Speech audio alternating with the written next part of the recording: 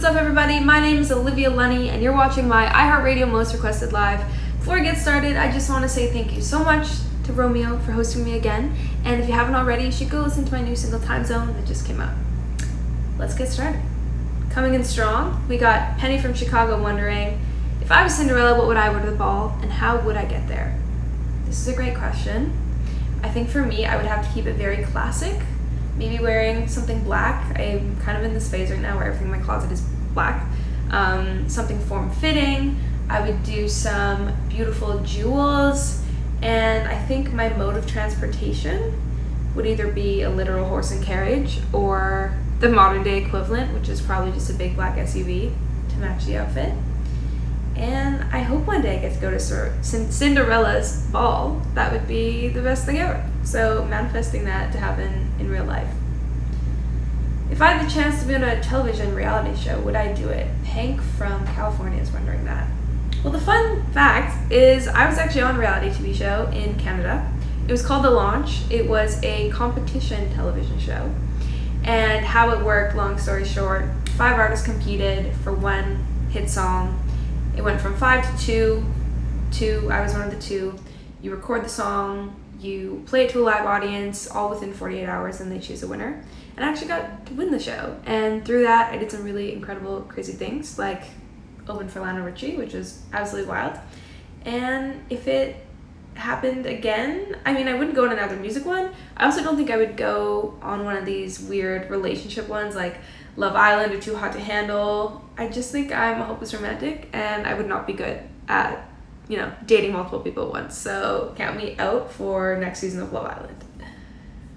There's so many great questions here, by the way. This is awesome. What was my very first experience with music? Was it natural or did I have lessons? Another one from Chicago. I was actually just there. I've never been to Chicago, but I was in the airport for a layover because I just played a show in Alabama, so that's funny. Music for me, I would say, was a very natural thing that came into my life. Growing up, my parents always had music playing, whether it was a Sunday brunch listening to Fleetwood Mac or going to the lake and playing anything from hard rock to country to classical. I was truly just engulfed in music, whether I liked it or not. So I think that led me to just be a huge music fan. And beyond that, my dad would play guitar in the house all the time. So eventually when I was 12 years old, I asked him to teach me guitar and I learned a few chords and started writing music. So it was a very natural process. I tried music lessons, but for me, they felt very structured and didn't really let me express myself in the way that I wanted. So maybe that was an early sign that I knew I wanted to be an artist, but I would say music for me, especially singing too, I have a softer, kind of more interesting, distinct voice, so lessons weren't really a great fit for me. But yeah, music's been in my blood for as long as I can remember, so I'm really grateful I get to do it for a career. It's pretty crazy. Lily from Charlottetown, PEI. Who are your favorite Canadian artists and have you ever met them? So I grew up with so much Jan Arden playing in my house. I got to meet her and work with her on that TV show I was on. So shout out Jan, you are so sweet, I love you. Celine Dion, Shania Twain, I would say are 2 other big artists who I've always looked up to, and they're badass Canadian women. And I have not met them. So I would love to meet them one day. And I would also love to come to PEI, Lily. So if you want to host me ever, please let me know. I'll come play a show. Perry from Wisconsin is asking if I would ever get a mullet. No, but who knows?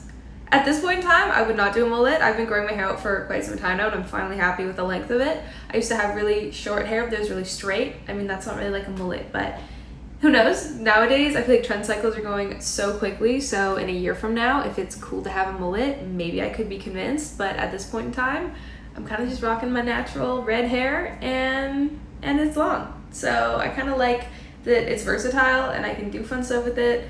For the music video we shot for TimeZone, I actually put in these crazy long extensions that were probably down to my belly button, and we have this crazy curly hair, and it's so fun. I think hair is such a fun way to express yourself, and I love how I have my hair right now, so we'll see. Got some more Canadians, I love this. Erin is wondering what cities I haven't been before, and if I'm looking forward to touring there. Well, segue from last question, PEI. I've actually only been to PEI one time very briefly, and I would love to come play a show there. I've heard it's so beautiful, and I've heard the food's actually really amazing too. So hopefully in the near future I'll be coming by PEI. And Duluth, Minnesota, Cynthia is wondering what my inspiration for TimeZone was. Thank you for asking, Cynthia. So for those who don't know, I just released a single called TimeZone, and it's a pretty literal song, and what inspired it was so many different things in my life that were involving time zones. So my dad was actually in India on a work trip, and I was in LA because I just moved to LA, and we were trying to coordinate time zones, and he made a funny joke at the end of the call and said, "Oh, you should write a song called Time Zone." I think a lot of people could relate to that. Careful what you say to an artist who writes everything down and is always inspired, because I wrote that down, Time Zone, and then I had a session within a few days with these guys who are from Norway who are amazing, and we were also just laughing about how it was totally different times in the world.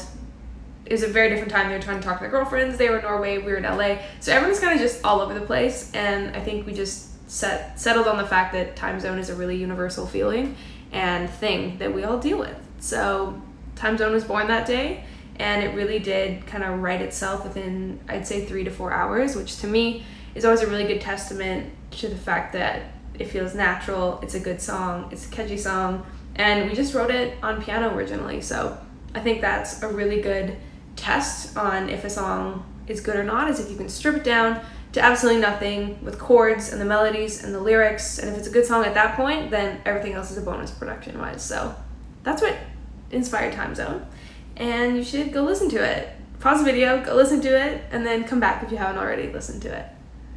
Nicole from Burbank, California. Hello, Nicole. We're kind of neighbors. I'm in West Hollywood, so hello from West Hollywood. Is asking what my favorite dessert is. I love dessert. Thank you for asking. I will eat anything sweet pretty much. Yesterday I went for dinner and I had tiramisu, and then we had some donuts, then we had some Nutella gelato. I think Italian dessert specifically, I know that's really niche, but that's probably my favorite. But I'm not a huge candy person. I think for me it's more like the heavy, decadent, give me cheesecake, give me cake, give me donuts. Oh my gosh, I want one now. But yeah, also Krispy Kreme donuts, absolutely fire. Love anything sweet. Jill from Tennessee is wondering what my favorite old worn out clothes are and if I am a slippers girl. I am absolutely a slippers girl. I probably buy one pair of new slippers every Christmas or every year, and I currently love the UGG fuzzy slippers, so mine are orange right now. I always wear them around the house. I even bring them when I travel sometimes, or if I go to a hotel, I'll always request slippers.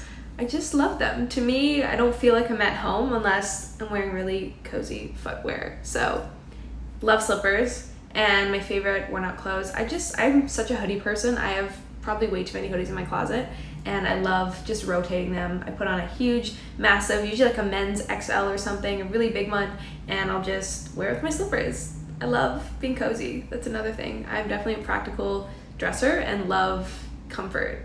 Comfort is key. My favorite cartoon growing up, Leah from Queens.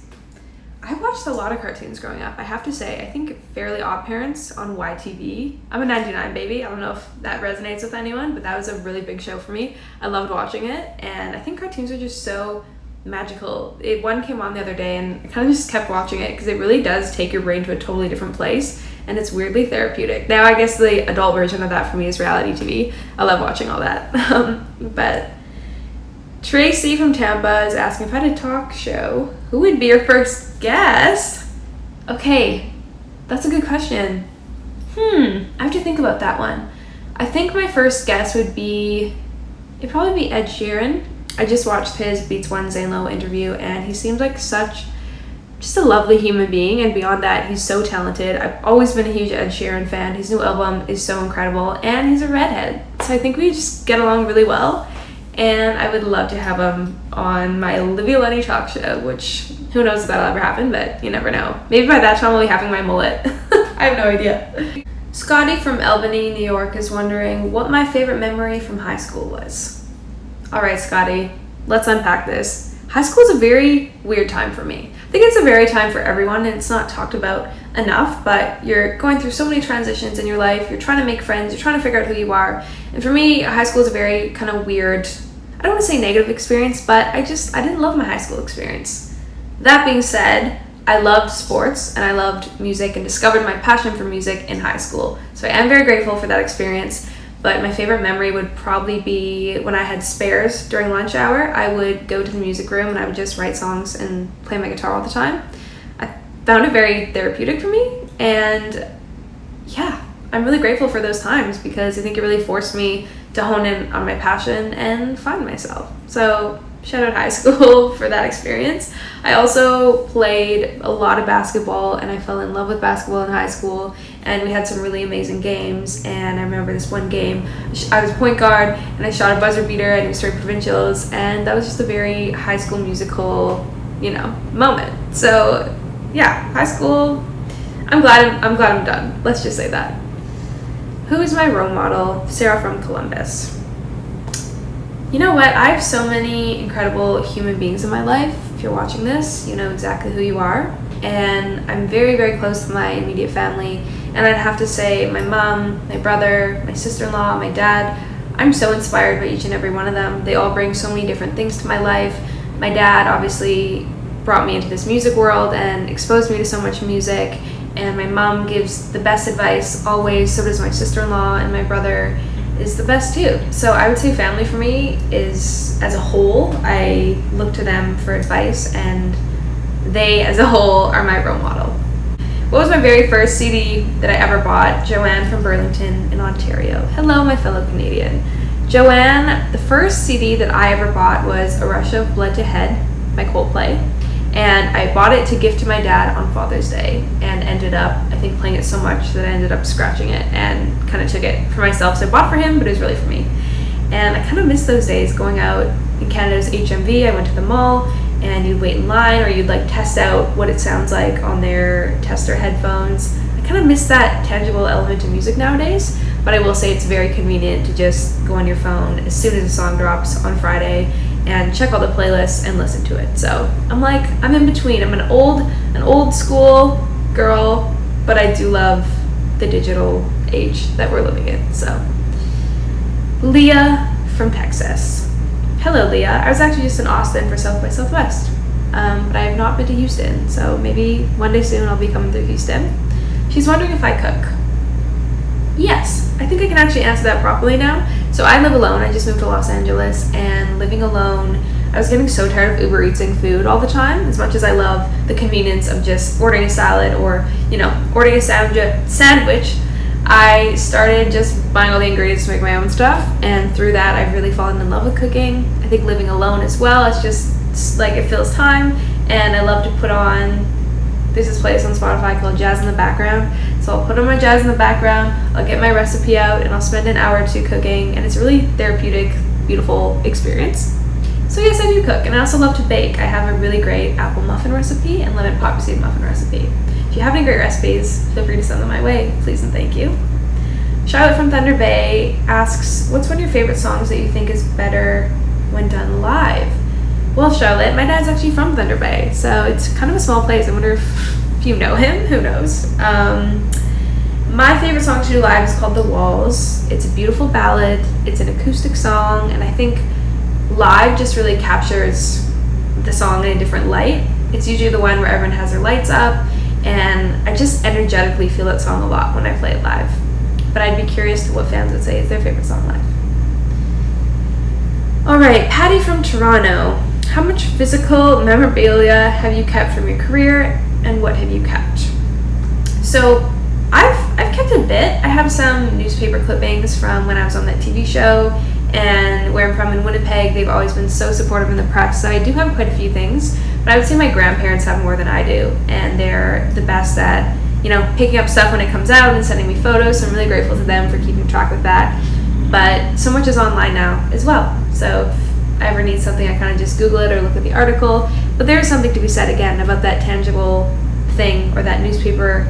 And yeah, one day I hope to have a magazine cover, one day in maybe the near future, so I'm manifesting that, but that would be really cool. What is the last thing you do before you go on stage? Jen from Buffalo is asking.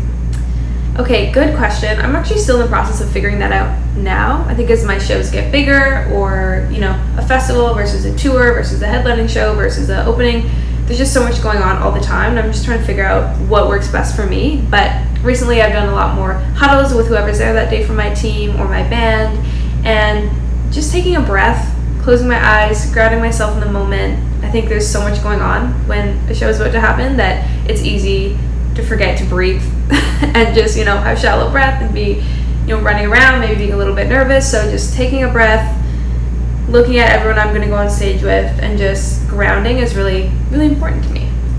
Thank you for asking. All right, we have one more question. Another one coming in from New York saying, looking back, what fashion trend do you think you should have skipped? I was definitely guilty of the 2005 to 2007 wearing jeans with a skirt over back in the day, and I think it's kind of coming back now. I don't know how I feel about it, but if I could choose, I would probably erase all the photos I have looking like that. But we're not perfect. Everyone makes their mistakes, and to quote Hannah Montana, everybody makes mistakes. Everybody has those days, or bad days. I think I misquoted that. Anyway, that's all for today. Thank you so much for watching my Ask Anything chat on iHeartRadio. My new single TimeZone is out right now. You should go listen to it. Thank you so much, Romeo, for having me back. I hope to see you all very soon. But until then, peace and love. Thank you for watching.